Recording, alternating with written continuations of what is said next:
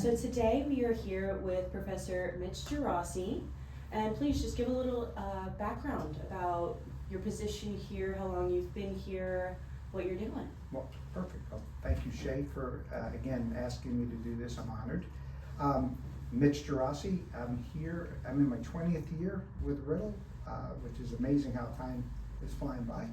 But prior to Riddle, I was with United Airlines and Pan Am before that for about 20 years. So second career, I'm an associate professor in aviation maintenance science. My expertise is, of course, on the transport category side. Taught a whole bunch of classes, but right now I teach the systems, transport category systems, and our capstone course in the bachelor's program, in the process of writing yet another class. So love my job, best job I've ever had. And we have phenomenal students like yourself and others. It's such a pleasure helping students, mentoring students that have a goal and want to be here. It's a completely different than a lot of places. So it really is, I'm honored to be working here. So That's wonderful. That's beautiful, actually.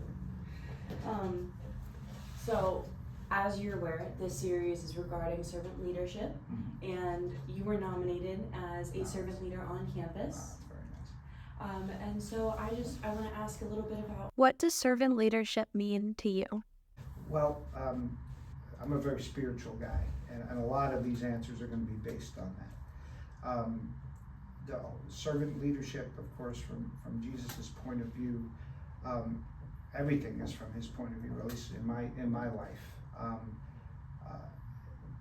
The servant leadership, again, we'll circle back to Jesus and all. It's basically you're putting other people first. Yeah. You're serving. I mean, it says it in the title. You're putting other people, their needs in front of your needs. Yeah. And that's so important in everyday life, to be honest with you. Not only in our role here as professors, and I'm a professor by title. You can call us really anything you want, but our job is more mentoring. So servant leadership has to be part of our everyday life from a training point of view. Here, it has to be everybody's life, but from a teaching point of view, it has to be. We're teaching the future leaders here. So servant leadership, again, is putting, in my opinion, is putting people first, other people's needs first.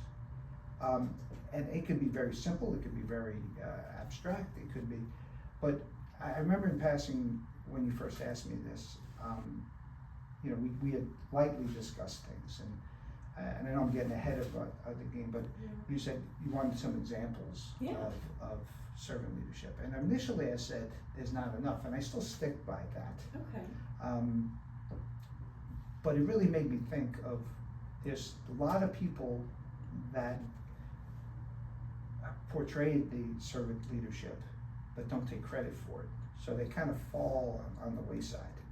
So again, well, I'm sure we'll circle back to that, but you asked what does servant leadership mean to me, and again I kind of went geeky on you. I made some notes for me to get my thoughts down, and I put a couple of things down. I said, putting people's or employees, again, we're teaching the future leaders of the aviation industry, so they need to, and unfortunately not a lot of leaders do this, will put their people's needs in front of them.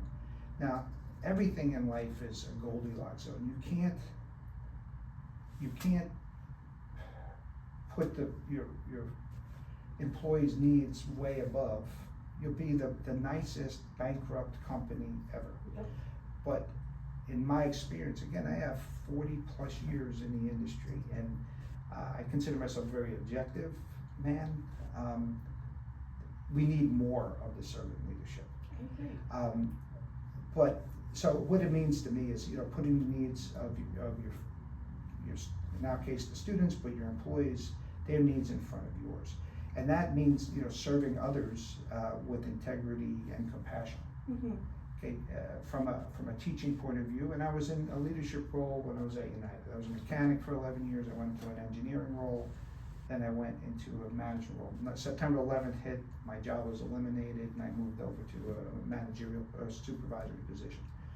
I didn't see a lot of the servant leadership there was some, but I didn't see a lot of that. And I don't see a lot of that, or I don't see enough of that today. Okay. So I think we need to change, again, our future leaders. They need to know this. Yeah. And I would be surprised if a lot of people know what servant leadership is. So this is awesome that you guys are doing this. Another point that I brought up was you're going to sacrifice. It's part of, it could sacrifice money, it could sacrifice, in some cases, life, some time, everything. Are you willing to sacrifice? Sanity, exactly. And this one really, this is, again, the spirituality coming in. And there was an old term, it's still used every now and then, WWJD, right? What would Jesus do, right? And I know it was bracelets and posters and stuff like that, but I always laugh when that came out, but it is very profound. It's a very profound statement. And that's basically, from a servant leadership point of view, what would Jesus do? Yeah. I mean, he washing the disciples' feet, the sacrifices he made, I mean, the ultimate sacrifice for us. I mean, that is the ultimate servant leadership there. That's why in the beginning I said, we'll come back to the spirituality side of things. And so I lived my entire life on what would Jesus do? How I'm viewed. Am I living up to his expectations? So that is where I go with the servant leadership. How we're being viewed by God, that was another one. Another point of, again, when you ask what is servant leadership, is talk the talk, walk the walk. So lead by example. Yep. Right? I could stand up in front of a room and say this, and this is a big problem with a lot of people. And if you noticed, I used the term that I'm very spiritual, and that's just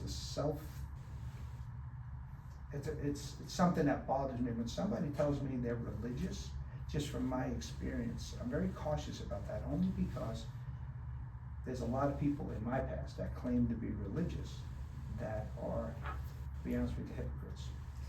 Yes. So anyway, that's why I always say I'm spiritual, but part of that is you lead by example. You can't just get up and say do this and do that, and then when you're done, you act like a knucklehead. You don't. That's what I mean by walk the walk. I appreciate that. I don't mean to cut you off. No, but no. I appreciate that you are so outward with your faith, with your Very much so. spirituality. You're not afraid to shy away from a religious conversation, a religious connotation, and you want to explore, not because your religion or your practices are right, but because that's what you believe in, that's what you were taught to believe, and you want to share that with others. And I think that's amazing. Well, thank you for that. But it's real. You got to be real careful, especially in today's day and age. I don't look down or judge anybody. These are my beliefs, and you have to be careful, because if you come across too strong, that turns a lot of people off. Yes, definitely. So, and it kind of goes to other points I'm going to make, is that I try to live, again, what would Jesus, how am I being viewed? So I don't want to come off too strong, but I think everybody knows my feelings, my spirituality. Mm-hmm. And I hope I'm portraying that in the servant leadership. I think hopefully that's portraying. I'm a human, I make mistakes, we all make mistakes, so we all could improve. Of course. But another part of servant leadership is, in my opinion, the humility, so staying humble. Yes. At this, because again, I'm honored that you asked me. I actually teared up when you and then when you said that I was, other people had suggested I do. So that made me feel really, really nice, because again, that's what I'm trying to do. Again, my whole life, I'm an older guy. Hopefully, be around a few more years, I hope. But one of the most profound biblical verses is, and I asked a priest to use it in my mom's eulogy when she passed away, is when Christ is hanging on the cross, and the two thieves behind him, one's mocking Christ, and the other one, he turns around and says to Christ, remember me when you get into heaven. And Christ, as you know, turns around and says to him, we'll be in paradise. You'll join me in paradise. That, from when I was a kid, sticks with me. And if there was one biblical verse that changed my life, it was that. Because I want, we're close to Disney, so I want that express pass straight to heaven when I Yeah. die. So again, Okay. it's all coming back to to your original question is the servant leadership. I will give up anything. I'll try to give up anything. Family, of course, but students in a leadership role.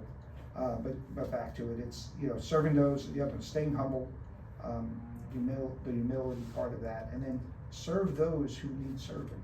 Okay, and that's pretty self-explanatory. Yeah. But I added to that, it's serve those that don't know they need to serve. I was just about to ask, how do you know if someone needs to be served? There are very obvious people that will come and say, hey, can you help? Now, I'm not an expert, I'm not a psychiatrist, I'm not a priest, I'm not, Rev Keck is trained in this, I am not. And I was told we're all influenced by our past. Mm-hmm. Hopefully for a positive, but sometimes in a negative way. And even in a negative aspect, you can pull the positive from it. Oh, But I remember, as a young child,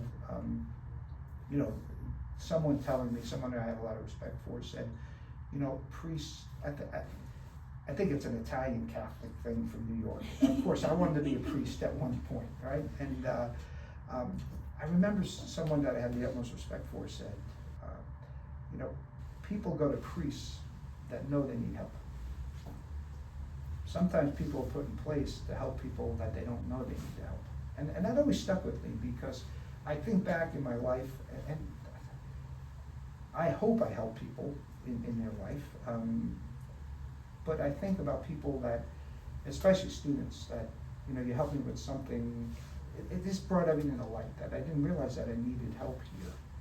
And I didn't recruit them and pick them out. I just saw a weakness or something that I could possibly help with. And you kind of have to use a backdoor approach sometimes. And it's all personality. How you handle people. Some people you can go head to head with or say, look, let's get something straight here. What you're doing is wrong and this, that, and the other. Some will react to that and say, you're right. You're right, yeah, definitely. A lot will say, no, they get very defensive. So sometimes you have to use a backdoor approach. And you gotta be careful saying that because that sounds very like you're manipulating. And I guess in a way In a sense it is. It is, but it's in a positive way. Exactly. So, that's always stuck with me. So again, that's how I view servant leadership. That's beautiful. So. I mean, I love how there's so many layers to it. It's not just very superficial on the level of, like treat others the way you want to be treated. Obviously that's important, Right. but just saying that and not walking the walk is very different. Yeah. So I appreciate how you intertwined all of these layers and how Thank they you. all matter to you. You slightly touched on there not being enough examples of servant leadership. Can you first expand on that? Yeah. So one example of servant leadership, is that what you're saying? Yes, so if you have an example, I'd like to hear. I And do. if you don't, I would like to know. I do, and again, it was you, when we had that conversation in passing, is that, so one of the possible questions was, one example of servant leadership in action.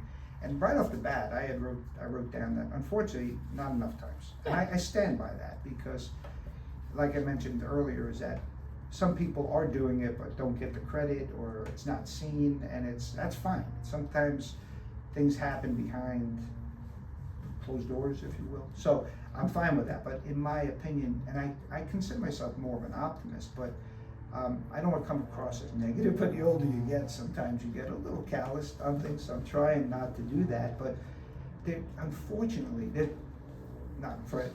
there's a lot of good people in the world, but unfortunately there's a lot of hatred in this world. There is. And I think people don't think they're being hateful. In their mind, they're kind of justifying it. Mm-hmm. So that's why I still stick with, unfortunately, there's not enough times of servant leadership that I see. But I did, again, making other things at the time, of course, back to Jesus is, washing the disciples' feet, making the ultimate sacrifice for us, paying for our sins.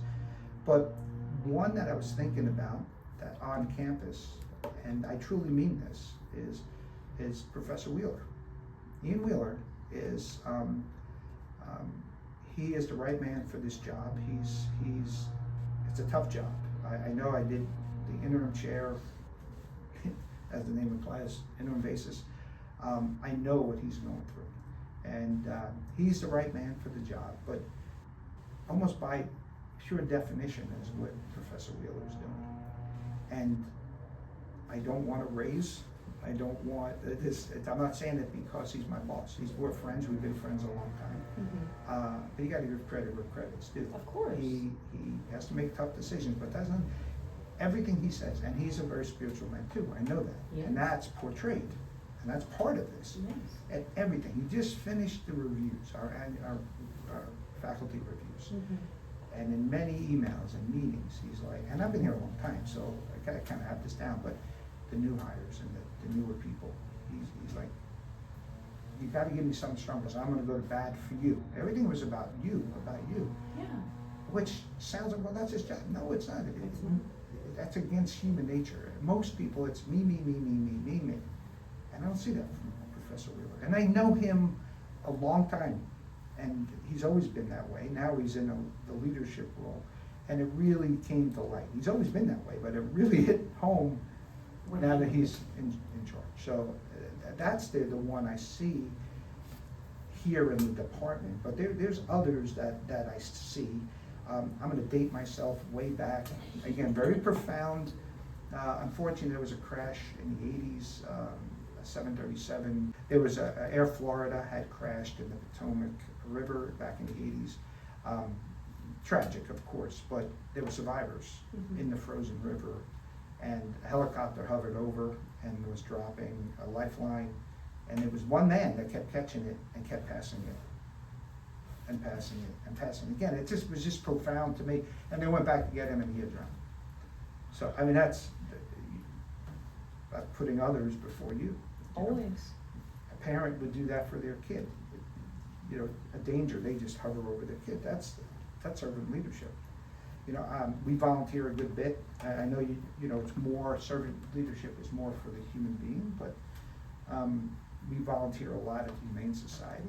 You know, and I'm not saying that because we're showing servant leadership towards the animals, but the other volunteers that are there. Yes. I mean, what they sacrifice, and well, I love doing it, but it's true. You are doing it because you love it, but it's still a sacrifice. It is. You're taking your time, your energy. Some people are spending their money to be there when they can't physically be there. Yeah. And they're doing it because, yes, it's something they care about, but also it's the right thing to do. It is. And, you know, the helpless animals and stuff. And same thing, we volunteer at one of the local churches in New Smyrna Beach, you know, a food bank type thing. And again, it's not us. I'm not looking at our servant leadership. I'm looking at the other people that are there. Yeah. And we volunteer, we're new to it, relatively new to it, so we're kind of on call.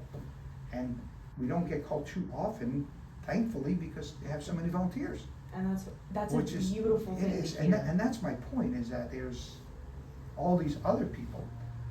Now, before I got to know these people, I would not know that's their servant leadership. You know what I mean? I just see you in the street, I see you passing in New Smyrna Beach. So I think there's more out there. I just would love to see more of servant leadership. I agree. So. Kind of a side question. How do you think servant leadership and the putting others before yourself conflicts with aviation?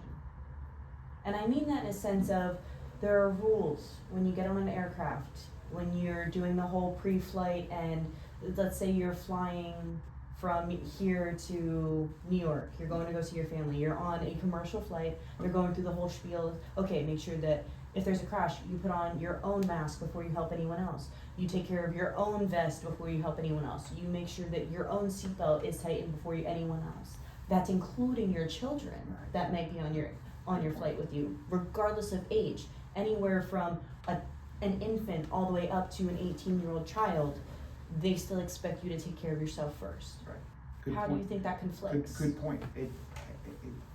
On the surface, it is definitely conflicting, but down deep, it's not. So the reason why you have to help, you're looking at the end game. Any parent, I have two beautiful children, way older than you. They're in their 30s, great kids. I'll do anything for them. And it goes against every fiber in your being. Now, thankfully, we were never in an emergency situation. We had to divert. Again, I left United. I have American benefits, Delta benefits through my family, so I fly a lot. And we only had to divert a couple of times. Never had the mass drop or anything like that. But you're always prepared for that. And I remember that it goes against every fiber of your being. And when I teach this in the systems course, the pressurization and the oxygen systems in the systems course, I'll tell them, the students, that listen to what the flight attendant says. You put your mask on before assisting others. Now that goes against every fiber of your being as a parent. But, so on the surface, yeah, that's contradicting what I'm saying. Oh yeah. But it's not if you dig deeper down, which brings up a point. You gotta know the whole story. Is you have, depending on you, your physical being, and the situation you're in, you have a very small window of time of useful consciousness. Yes. So if you're flying at 35,000 feet and you have a rapid decompression, and again, depending on you, your time of useful consciousness could be anywhere between 15 and 20 seconds. So you think about 15 to 20 seconds. Now, you have an emergency. Now, your kids are not going to be calm. Their arms are going to be flailing. People are going to be screaming. So if you don't have your mask on, my mask, in 15 to 20 seconds, I'm going to pass out. So what am I doing for my kid? So now, so down deep, you are helping them. So again, I understand why you asked that question, but how useful am I if I'm passed out? I agree. You know? I mean, you have an emergency, they're not going to be, okay, Dad, could you put my mask on? No, I didn't. Yeah. Oh my God, people are screaming, they're going to fall into that. So, yeah, it's a good question, but people, I could see how they would misunderstand that. But you got to give the benefit of the doubt. In some cases, you're probably right that it is contradictory, but you got to know the whole story on there. It's the end game is what we're talking about. I think that's amazing because I did have another candidate that said, you can't help others if you can't help yourself. Yeah, So you got to help yourself first. Excellent. And it seems contradictory when it comes to servant leadership because it's supposed to be about helping others. But how can you give from an empty cup? Awesome. And it's not the same thing as if there's, I'm sitting at the back row and, hey, we only have one chicken left. I'm taking it over my kid. That's different. Yeah. You know what I mean? So I know that's kind of a little out there, but it's the point. It's not always what it appears. You know what I mean? So exactly. You got to know the whole story. But I love that. You can't give from an empty cup. I love that. I appreciate the way that you explained all of it and said that at surface level, yes, it appears this way, but when you dig deeper, when you understand why we say these things, why these things are in practice in this order, in this way, it makes a lot more sense. And I appreciate you taking the time to explain all those things. Thank you.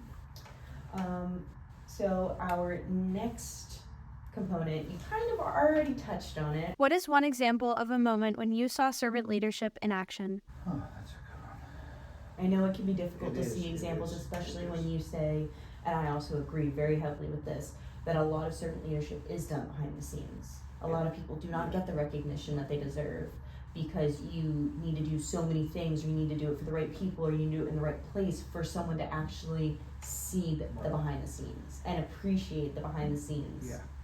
But I think people that actually do this servant leadership, that want to do service, they're not in it for the recognition of it.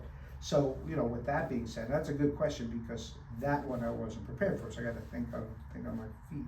Yeah. Without a doubt, of course, you and your whole team, and I'm not saying that because you're just interviewing me, but you guys do a lot of good. You do a lot, and it's the positive impact you have. But again, your team, people are going to come to you that know they need some kind of help or guidance. It's the other ones that I think there's plenty of help for those type of people. It's the ones that don't realize they need help. Oh boy, of course, like I said, you, your team, that includes Rev Keck, of course his wife, that your whole team over there is amazing. Just a lot of our colleagues, I think, feel the same way that I do, my close colleagues. I have a lot of friends over in teaching in aeronautical science, and I was fortunate enough to do some projects with them, to go on study abroads with them, and again, they just do kind of have the same attitude I do. It's just, what would Jesus do, or how are I being portrayed? So it's kind of hard. I can't specifically say.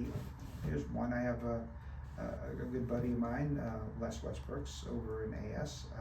I know him for years. His son came through the AMS program. He's got a beautiful family, and I mean, I know he, in the past, he has students, kids that need a little bit of help, maybe a place to live. He sets them up, and who knows that? He doesn't turn around and brag about it or do anything. And Greg Zahornicki over in AS, same thing. Just a beautiful man, and just helps students. The door's always open, and that's, those are the couple that's popped into my head now. And given some time, I could probably come up with a few more, but I would love to see more, or at least know about more. And again, like I said earlier, I'm sure there's more going on behind the scenes. Again, I try to do it my way, and I don't think anybody's watching me, so somebody else interviewing that knows me doesn't know I'm doing this, you know what I mean? So I feel like we know each other decently well. I did not know about all of your service that you do off campus. I did not know about working or volunteering at the Humane Society and at churches, and that's amazing. I've been doing stuff like that for years, and again, like just when I was with United, we had, and we don't want any recognition. That's the whole thing. There's no reason for it. I do it because it's the right thing to do. That's the simple thing, and it's helping other people. And I wish we would do it down here, but it was called Fantasy Flight up I worked with United. Most of my career was up in DC, and it wasn't only DC, but all the hubs at United. During Christmas time, we would have something called Fantasy Flight, and we all got together, all volunteers, didn't get paid for this, and it was critically ill children. We would set them up. They would check in at the airport. They would go through security.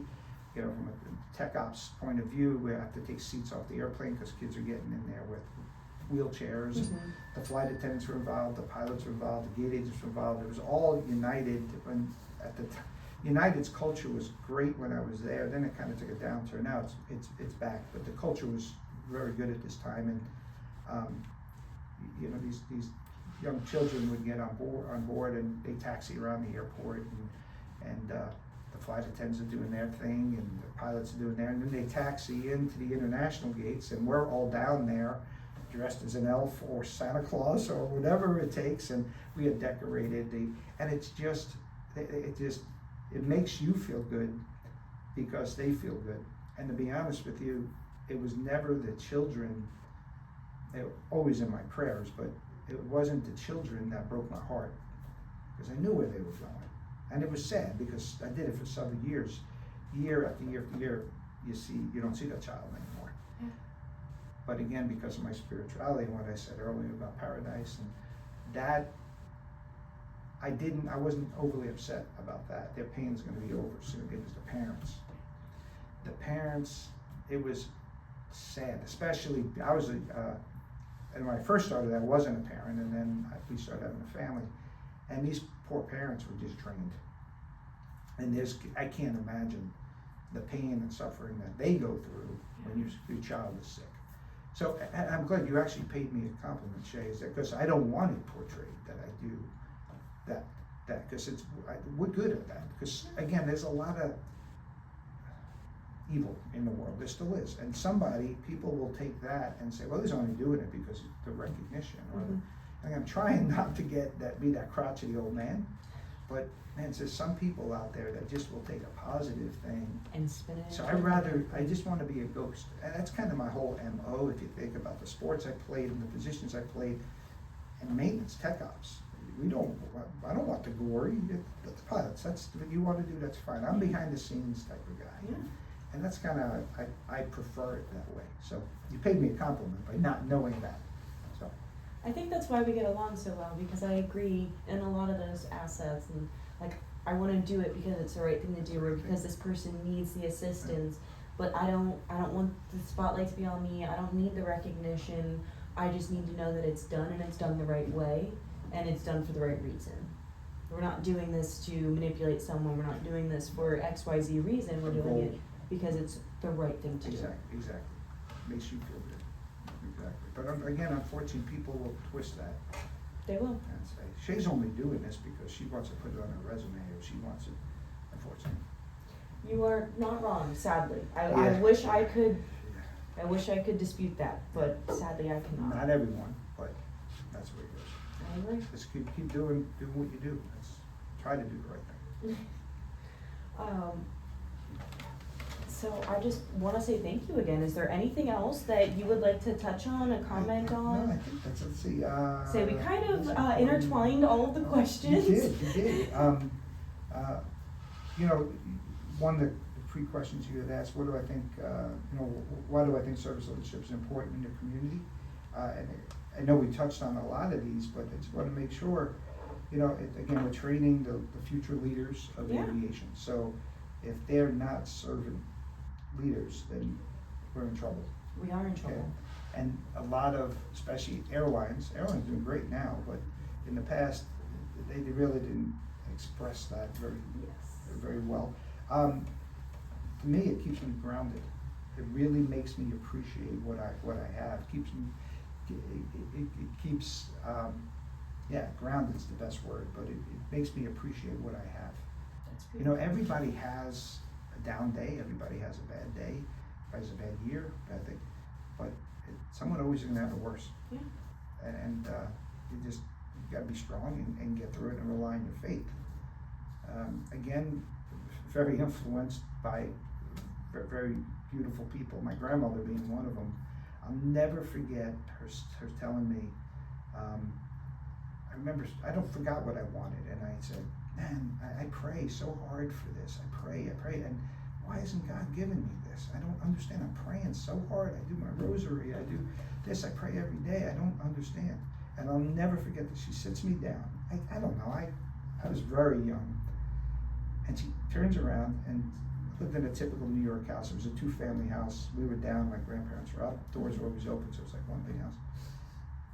And I'm in her kitchen, and she turns around and she opens a drawer and she pulls out this big, massive butcher knife. Mm-hmm. And she puts it right on the table. And she goes, you can ask me as much as you want. You want that knife. You want that knife. You want to play with that knife. You can ask me, beg me, pray to me. There's no way I'm giving you that knife. And she said, how come? Well, obviously I'm gonna hurt myself. There it is. So that always stuck with me, is that, you pray, you wish things, sometimes you have to rely just on your faith. And just because you want it doesn't mean you need it. Right, exactly. So I lose sight of that.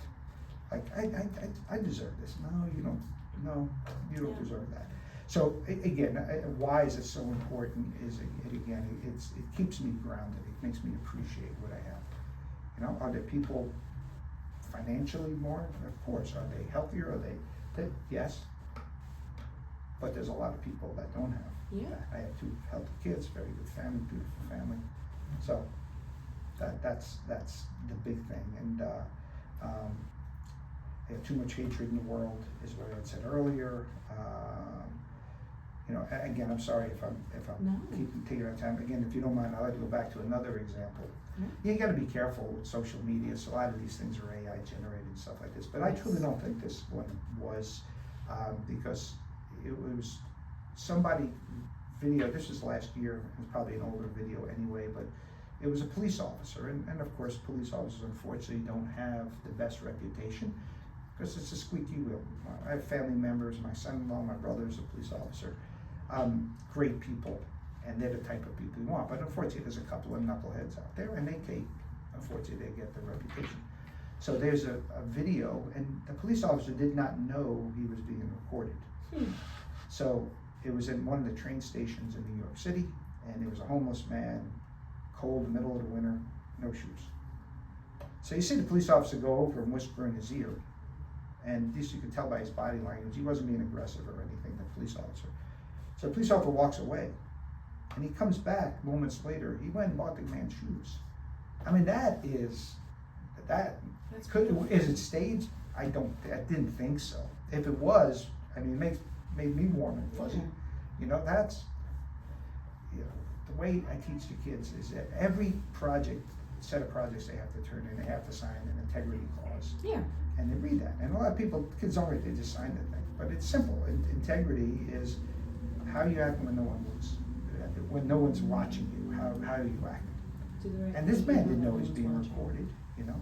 How do you act when no one's watching? Exactly that. So, but I think I got that, I think, how do you try to live, right? I told you, proclaim my spirituality, back to approach. Yeah, I think I got everything you wanted to I say. think I do want to cherry pick one last Sure, time. of course, of course. You had said that some people say like, oh, I pray for this, I want this, I want this, I need this. What about the other way? What about when something bad happens and people are like, oh, I deserve this? How do you think that relates into, You mean when something bad happened Yeah. and they said I deserve that? yeah, so if someone's like, okay, well, like I just had a string of bad things happen, like I missed my alarm, so now I'm late for school, and now I'm stuck behind all this traffic because there was an accident, and you know, this happened, that happened, and now it's the end of the day, and I feel like everything that could have gone wrong today did.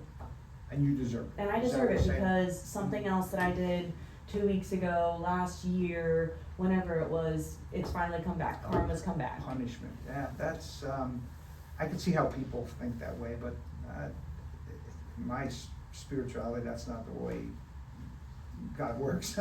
I don't think so. Sometimes it's a bad luck. I mean, root cause, you're late because your alarm didn't go off. Well, you didn't set the alarm. I mean, what did, Yeah. I mean, things happen, but Catholics have a tendency to do that. We feel guilty about absolutely everything. I carry enough guilt for everybody. As you know, when you walk by, I apologize for just about everything. But, you know, I can understand that. I could relate to that. I don't particularly agree with that. That's not the way God works. I don't believe I wouldn't do that to my kids, right? I would not, to teach my kids a lesson. I mean, you're going to teach kids a lesson, but you're not going to be that vindictive. Yeah. You have to let them quote fail, so you know success, Yes. right? But to that extent, you're not going to know that. And God loves us more than I love my kids. I know that, and I wouldn't do that to my kids. I mean, it's a lesson to learn, but there's a line.